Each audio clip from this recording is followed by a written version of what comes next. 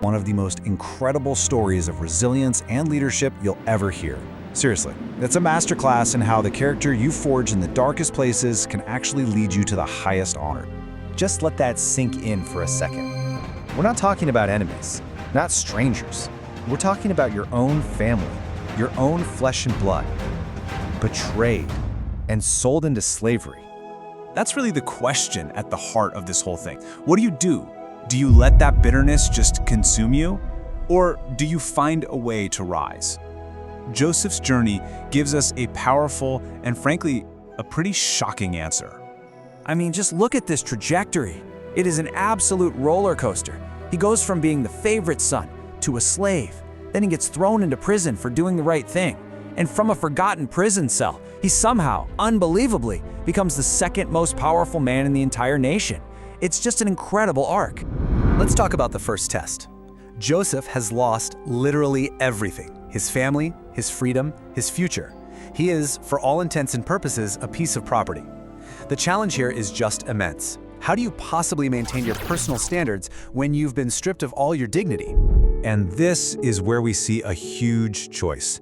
The easy path is right there on the left. Resentment, mediocrity, just compromising your standards. And hey, who could possibly blame him? But Joseph, he chooses the other path. He doubles down on diligence, responsibility, and excellence. He decides he's going to make himself indispensable, even as a slave. And this just sums up his mindset perfectly. His circumstances were awful, but he decided, my inner character is not going to be dictated by my external reality. And get this, he becomes so competent, so trustworthy, that his master, Potiphar, eventually puts him in charge of his entire household. If you think that was tough, buckle up. The test is about to get even harder. Because what happens when you do everything right? You uphold your integrity and you get punished for it anyway? This is excellence in exile. So after resisting the advances of his master's wife, she turns around and falsely accuses him. And just like that, boom, all his hard-earned progress is completely wiped out. He's thrown into a dungeon, a pit even deeper than the one his brothers threw him into. And maybe worst of all, he's forgotten. So here we are again, another critical choice.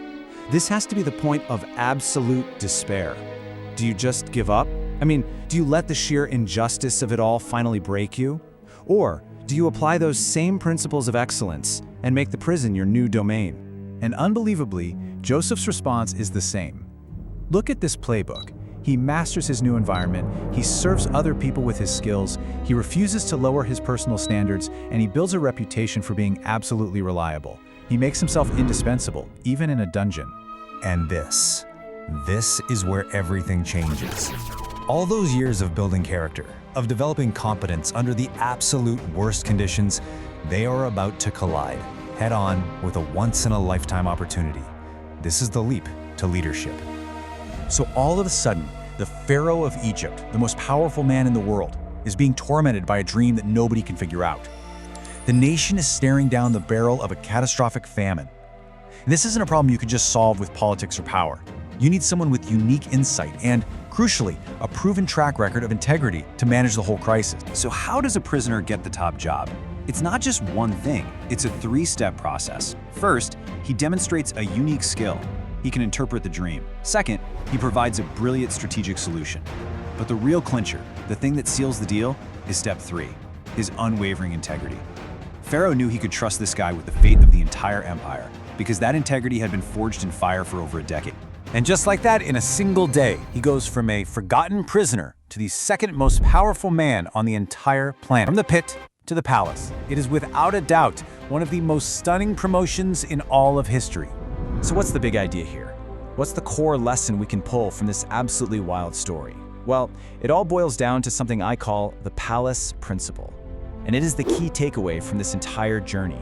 Here it is. The palace principle is this: the person you become in the pit, the diligence, the integrity, the absolute refusal to compromise. Those aren't just survival skills. No, they are the exact qualifications you are unknowingly building for your future. The pit is the training ground for the palace. So let's end on this thought. Your lowest moments are not a detour from your destiny. They are the forge where your destiny is created. So the question this story really leaves us with is a simple one. What are you building in your pit?